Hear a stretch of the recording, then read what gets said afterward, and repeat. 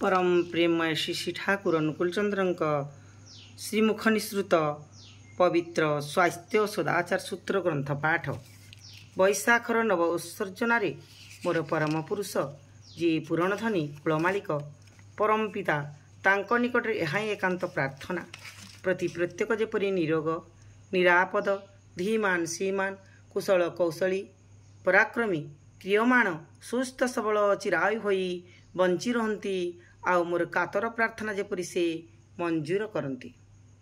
स्वास्थ्य सदाचार सूत्र तुमर रंधनशाला पाक प्रणाली तत्प्रसादन और परिवेशन को विशेष समीक्षा नहीं सदाचार और सूक्ष्म रखा एते टिके अवहेला कर नहीं। पुणी भोजन गृह मध्य जेपरी सेपरी सुष्ठु सदाचार समन्वित और तृप्ति उद्दीपी होता है। शयन गृह और शय्या सरंजाम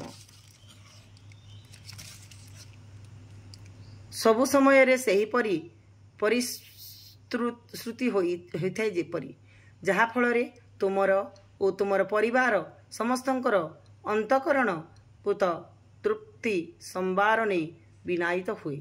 कौन सी प्रकार संक्रामकता यह भीतर दे पथ खोजी न पाए। ताहा व्यतीत चालीचलन आचरण राज्य व्यवहार वाक्य व्यवहार गुड़िक मध्य सेपरी जेपरी सहृदयी सदाचार मंडित होई चले जेउठारे ही थाओना कहीं प्रत्येक व्यवहार्य जहा किछि विशेष भाव में परिश्रुत होई सेहिथिरे ही सीमाबद्ध होई थिबा भल कारण ताहा फल रे जनकर भीतर संक्रामकता अन्यठारे ही विस्तार लाभ करि पारिबो।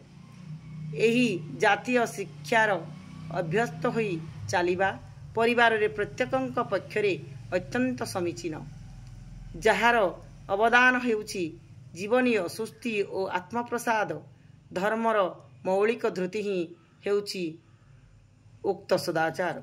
वाणी संख्या 79। जय गुरु जय गुरु।